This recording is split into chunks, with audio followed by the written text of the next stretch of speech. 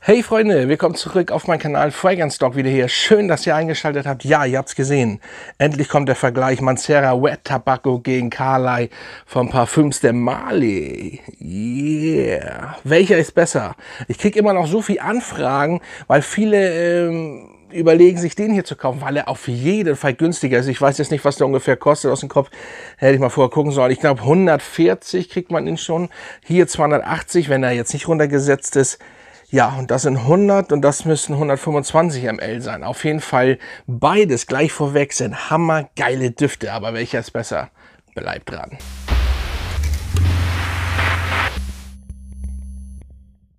Hey, willkommen zurück. Ja, wir fangen mal an mit den Mancera. Sehr geiler Flakon, kann man nicht zu sagen. Ihr müsst nur aufpassen, hier nicht ziehen, das machen viele, sondern in dem Fall drehen. Und dann habt ihr das. Ja. Da kommt schon ein geiler Geruch rüber. Ja, Mancera ist, ich will jetzt nicht lügen, ich glaube, waren das nicht Geschwister. Der Bruder ist Montal und die haben sich verstritten und man sieht das auch, der kommt auch in ein Säckchen und ich glaube, so ist das, aber ich möchte jetzt nichts Falsches sagen. Auf jeden Fall zum Duft, der Wet Tobacco, vorweg sehr gute Haltbarkeit von ja, 9 bis 10 Stunden, manchmal auch über, kommt noch an, wie die Haut an den Tag ist und eine sehr, sehr gute Ausstrahlung. Ja, und hier kommt eine dunkle Schokolade im Endeffekt entgegen. Sehr lecker. Safran, Zimt, Weihrauch in der Kopfnote, das merkt ja auch ein guter Sprüher.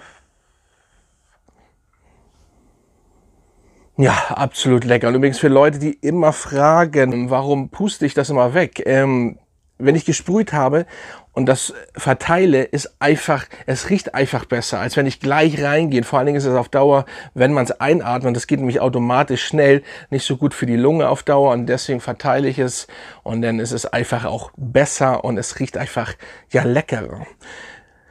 Mancera, wie gesagt, ziemlich cooler Duft, Safran, Weihrauch, wie ich schon gesagt habe, sehr lecker. Der liegt hier wirklich, das ist nämlich das richtig cool im Raum. Zimt, Muskat kommt dann, einfach ein geiler, sehr starker, dunkler Duft, auf jeden Fall für Herbst und Winter geeignet. Das auf jeden Fall mit einem coolen Flakon, 100 ml, wie gesagt. Und ja, ein Eau de Parfum auch. Und da werdet ihr immer vergleichen, wie gesagt, mit den Carlyle. Und wenn viele den hier haben, sagen, ich möchte den Carlyle aber irgendwie noch haben. So, weil das eine Bombe ist, habe ich gehört und etc. pp. Lohnt sich dieser Duft. Ich habe gelesen, sie sind zu viel und zu dicht zusammen. Ja, wir kommen ja gleich zu den Carlyle. Dann kommt noch Amber, Patchouli, Jasmin, Tabak. Es ist einfach nice und ihr merkt auch den Tabak. Es ist ein bisschen stärkerer Tabak, der, wie soll ich das sagen, ein bisschen sticht, auch finde ich persönlich, aber ich liebe diesen Duft, richtig cooler Duft. So, nehmen wir jetzt mal den Carlyle von Parfums de Marly. Der Flakon, also man kann sich jetzt streiten, welchen finde ich besser. Natürlich ist hier der Flakon um einiges schicker und auch besser, stabil, 125 ml, aber um einiges teurer natürlich. Ne? Wie gesagt, ich weiß jetzt nicht genau, der kostet auf jeden Fall, wenn er nicht runtergesetzt ist, dann sind wir bei 280 Euro, glaube ich. Das ist schon eine Hausnummer und ihr wisst ja, dass ich immer sage, Carlyle wollte ich schon sagen, dass ich immer sage, Parfums de Marly ist jetzt nicht unbedingt mehr so nischenhaft, finde ich. Ich bleibe auch dabei, auch wenn ich sie mag. Es ist ja nicht so ein Angriff. Ich sage einfach nur, wenn man andere Nischendüfte hat in der Sammlung und auch schon gerochen hat, ist das, ja, was heißt nichts Besonderes, anders einfach, wo man sagt, die Qualität ist nicht unbedingt da, wo andere Nischendüfte sind. Obwohl dieser geil ist. Der Carlyle liegt schon in einer Klasse mit den Nischendüften. Ich rede jetzt aber von allgemein von Parfums de Marly. Carlyle hebt sich so ein bisschen wirklich ab von der Qualität und das merkt man auch auf der Haut und sehr guter Sprüher. Ja, hier habt ihr einfach gleich vorweg, ihr habt einfach nicht das Stechen, auch nicht den stechenden Tabak wie bei Wet Tobacco. Davon abgesehen ist hier überhaupt kein Tabak drin in diesem Duft. So. Aber sie haben wirklich Ähnlichkeiten. Wie viel, wie gesagt, sage ich gleich. Grüner Apfel ist in der Kopfnote und Muskat. Also grüner Apfel nehme ich fast gar nicht wahr. Das steht fest. Ich weiß nicht, wo hier grüner Apfel drin sein soll, vielleicht 1-2%. Also ich nehme den nicht so wirklich wahr, den Apfel. Dann kommt Safran, Tonkabohne natürlich. Und die Tonkabohne ist natürlich klar, die merkt man. Tonkabohne merkt man immer. Ich liebe Tonkabohne, finde ich sehr, sehr nice.